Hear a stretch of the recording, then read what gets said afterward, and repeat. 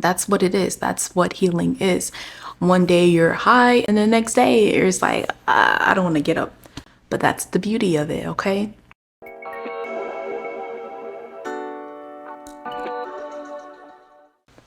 What's up, you guys? Welcome back to my channel. My name is Mariama. If you are new, welcome. Hopefully you stay around. Hopefully you like the content. And if you are a returning subscriber, thank you guys for my 24 subscribers. And we have to count our wins, okay?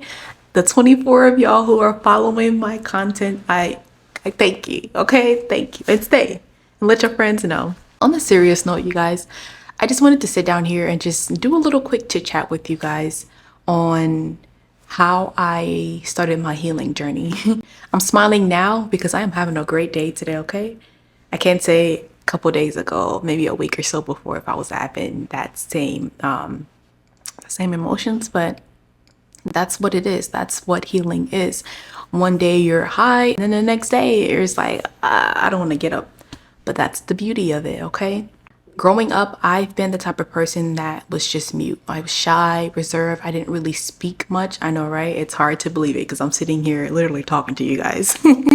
But I honestly was afraid to speak up. And people around me who cared for me kept telling me like, hey, it's okay to speak up. Like no one's going to like harm you.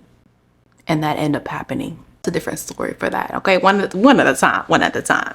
As I got older, I realized like I have a voice, and people need to hear that voice. People need to hear my side of the story. People need to hear what I have to say, you know? And I slowly started to like get into me, to get into my own shell of becoming the person that I not only saw myself to be, but what I've meant to become. And down the lines, a lot of stuff had happened, honestly, but it took a lot on me. Again, even though I was slowly trying to learn how to speak up and do all of that and just, walking my shell, I also was harboring a lot of hatred towards a lot of people. Not because I was jealous or anything, but because I felt like those people let me down. But now that I sit back and I look back at those situations, I can definitely say, yes, some of those people did let me down, but majority of them, they were too self-absorbed within their own little bubble, within their own little world to realize what was really going on. And with that being said, I am choosing not to even hold that against them because again, I don't know what was going on in their life as well. So who's to say what's what, you know? But a couple months ago, when you know that your life is about to do a 360, but you're so afraid because you don't know what the outcome is going to be. Yeah, that was me. I kept having these feelings that I knew that I deserved better and I deserved to be in a higher state than where I was, but I was too afraid to let go of the old me, to let go of old habits, to let go of whatever situation I was currently in. But as I slowly start to like inch my way in, I realized like, hey, this ain't that bad.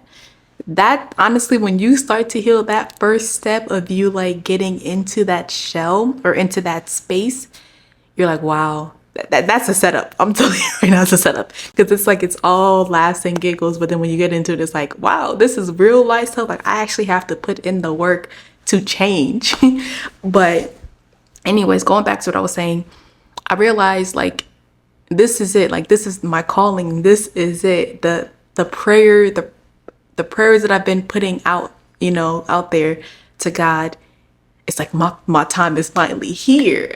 But it's like I was stuck 50-50. Like, do I want to take upon this new journey, even though I know it could possibly be a journey that I would take by myself and not be able to bring everyone along, or stay where I'm at and just be stuck in this cloudy, sometimes partially sunny space? And I chose me. I had to choose me. And honestly, for the first time in a very long time, I cannot even sit here and tell you when was the last time I actually chose me. Like up until now, I've always put people first every single time. They always come first. And I don't know why. I'm just built that way. But I've always put people before me. Even if it meant me being uncomfortable, even if it meant me being silenced, even if it meant me just simply putting my needs, my wants, my desires aside and letting that person thrive within both their space and my space. I was all for it. Now I'm at a space where I'm learning to set boundaries, and I've noticed a lot of people they don't really like that, because now I'm learning to say no. And if they ask me why are you saying no? Because I said no. I don't need an explanation that's going to make you feel better about yourself. It's me. And it might sound selfish, but I promise you, there's a way for you to go about setting those boundaries without having to feel like so bad about it. Because at the end of the day, you got to be a little selfish to make you happy. Mind you, the people who've been hurting you in the past, they didn't ever thought about your feelings. They did it because they did it what they wanted to. And that's that, right? But now where I'm at, child, when I say, like, I remember a couple of days ago, my best friend came over to she's been a huge support. Her, my sister, like, and those are the people who honestly I've told, my cousin as well here and there. But my best friend, it's easier because she's here in the same state as I am. So she could just literally pull up. When she doesn't hear from me for a while, guess what happens? She's at my door. But she came to visit me a couple days ago, and honestly, it was a nice time. Me and her had some really deep conversations because we've been friends for almost, well, more than 10 years now. And this was the first time that we actually opened up to each other to say, like, hey, like, I know you'll always be there for me, but like our friendship, we kind of knew that it had shifted a little bit, and we've been trying to get it back on that path. But we both acknowledged and realized, like, hey, it can never go back how it was, because how it was never healthy. It wasn't, it wasn't good. And we need to just, going forward, start that healthy relationship with one another. And it was so nice, y'all. But right after that, I felt good, right? I felt good in the moment. We watched the movies. We were having a good time. Like, we just pretty much just kind of like decompressed. She said what she had to say on her chest, whether it was whatever stuff that she had to say, and I said my piece. But we were okay. Like, I didn't feel like I was being attacked, whereas the old me felt like I was, and the old her was also feeling that way. But immediately after that, when she left, this is the part about healing that people really don't tell you about. I immediately somehow, something triggered me to get sad. Right now I'm in the process of going through, well, I'm not in the process. My boyfriend and I are no longer together. So I know a part of me going in and out of like different emotions that plays a big part of it. But I just started crying. I cried so hard to the point where I felt like I was having a panic attack. Mind you, I didn't even know it was a panic attack until when I called my best friend. And I talked to her about it, and she's like, well, I tried to talk to her. I didn't even call her, honestly. I texted her, and she's like, yeah, it's a panic attack. Because she's had those before in the past. But I couldn't even breathe, y'all. Like, I felt like my chest was literally caving in, and like it's being squeezed. And I just cried. And me being who I am, whenever I feel sad, I try to take myself out of that space. My saying is, and I tell my best friend this all the time, and she's like, she said there is a difference of you telling somebody how to respond to certain emotions, but if they're like not mentally there yet, let them just not like soak in that emotion, and when they're ready, they'll leave. Whereas me, it's like, okay, I'm gonna acknowledge the emotions, whatever I'm going through, but I'm not gonna allow myself to stay in there more than one day, maybe a couple days. I'm gonna leave that space, because the more you sit in it, the more you end up in the endless cycle of trying to figure out what's causing it, but you can't know what's causing it because you're not truly allowing yourself to actually understand and process what's causing it. So you just stay in that space because that's something that's your normal, that's your norm, that's something that you're comfortable with, and you're afraid to actually leave that space to change it, you know? So I'm texting her back and forth, and she's like, you want me to come over? And I'm like, no, like, I gotta figure this out on my own. Not saying like, sometimes it's okay if you want to figure it out on your own first before you reach out for help. Like I said, this was something new that happened to me. So I'm like, how do I go about overcoming this? And she told me, hey, you just have to let your body, yourself feel those emotions. And when she said that, I started crying faster and more. Just crying, hysterically crying. But I realized after crying and crying and crying for a good 30 minutes, not even gonna lie, a good 30 minutes, the pain kind of slowly died down and it just went away. And that was that. And I was like, okay, that's it. Did I survive? Did I make it?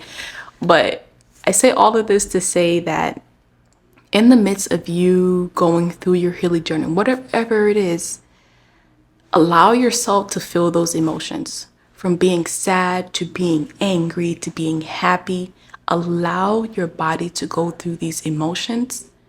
And like I said, just don't allow yourself to soak in those emotions for long periods of time. Like, let your body go through the process of whatever it is. Don't just stick in one spot and then not allow yourself to continue on. If you're starting your healing journey, I would just, first of all,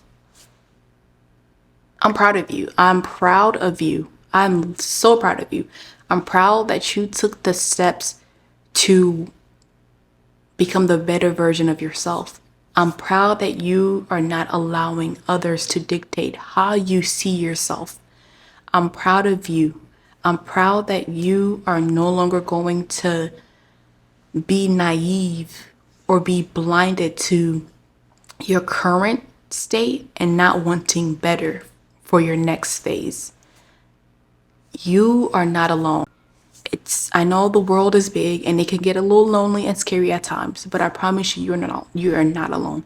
There are a few people that are in your corners. You just have to allow yourself to see them and acknowledge, like, okay, these are the people that are in my corner that are going to help me through this process, and these are the ones that we're just not gonna just interact with at the moment. Allow yourself to go through these emotions. I cannot emphasize this enough. Allow yourself to go through those emotions, okay? It doesn't make you weak. It doesn't make you less than. It just simply makes you stronger than you've ever realized. We human beings, we have a lot of strength. We are strong, but society has made us to think that, oh, if we're emotional, if we show our emotions, it makes us weak. It doesn't. It does not make you weak.